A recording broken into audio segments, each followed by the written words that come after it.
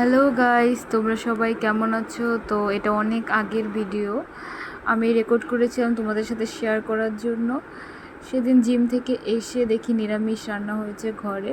তো আমার কাছে নিরামিষ রান্না মানে ঠাকুরের প্রসাদের মতো মনে হয়। তো তখন আমের সিজন ছিল, আম, লটকন এগুলো আনছিল ফল হিসেবে। তো প্রথমে আমি প্রসাদ মানে খিচুড়ি, লাবড়া, ভাজা নিয়ে খেতে এসেছি।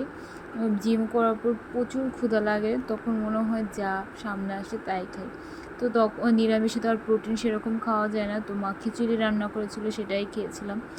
অনেক মজা হয়েছিল, লেবু দিয়ে লাবড়া দিয়ে খেতে আর মজা লাগছিলো। মানে আমি এখন এত রাতে এই ভিডিওটা ভয়েস ওভার দিচ্ছি আর আমার মনে হচ্ছে আমি এখনই খাই। তো যাই হোক, খুব মজা হয়েছিল। তো এই তো তোমাদের সাথে এইটুকুই আজকে শেয়ার করলাম। বাই।